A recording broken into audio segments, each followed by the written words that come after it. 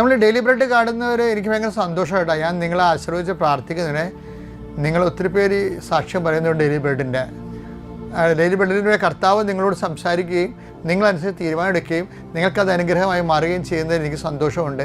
കർത്താവ് എളിയ എന്നെ ഉപകരണമാക്കി എടുക്കണമല്ലോ എന്ന് നോക്കുമ്പോൾ ദൈവത്തോട് എനിക്ക് ആദരവും അനൽപമായ നന്ദിയുണ്ട്.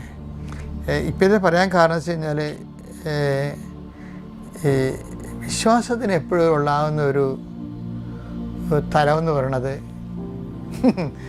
വിശ്വാസത്തിൻ്റെ ഒരു തലമെന്ന് പറയണത് ഏറ്റുപറച്ചിലാണ്. ഏറ്റുപറച്ചിലിന് റെഡിയല്ലെങ്കിൽ വിശ്വാസത്തിൻ്റെ ഉടുപ്പെടുത്തിടാതിരിക്കും നല്ലത്.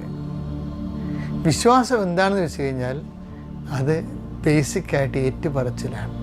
ഇപ്പം ശരി പറയല്ലേ, അവനവൻ്റെ വിശ്വാസം അവനവൻ്റെ ഉള്ളിലുള്ള സ്വകാര്യമല്ലേ. വിശ്വാസത്തിനൊരു സ്വകാര്യതയില്ല. സത്യദൈവത്തിലാണ് നീ വിശ്വസിക്കണമെങ്കിൽ സ്വകാര്യമില്ല. വല്ലതിലും വിശ്വസിക്കുകയാണെങ്കിൽ സ്വകാര്യതയുണ്ട്, അതിൻ്റെ സ്വകാര്യമായ കാര്യമാണ്. ചിലപ്പോൾ അത് വിശ്വാസം അന്ധവിശ്വാസമാകാം, നാട്ടുകാരറിഞ്ഞ കാര്യമില്ല, അവർക്കും ഗുണമില്ല എന്ന് പറയും. ഇത് അങ്ങനെയല്ല. നമ്മൾ സത്യദൈവത്തെ വിശ്വസിക്കുമ്പോൾ മറ്റുള്ളവരെ അറിയണം, അവർക്കത് ദൈവത്തെ കൊണ്ട് ഗുണമുണ്ടാകണം. അതിനെന്ത് ചെയ്യണം?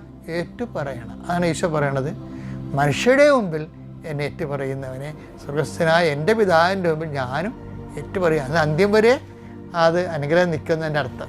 നമുക്ക് ഈ അതരം കൊണ്ട് ഏറ്റുപറയാവുന്നത്, ഇപ്പം നമ്മൾ ജോമാർ ചെല്ലണത് അതരം കൊണ്ട് ഏറ്റുപറച്ചിലാണ്.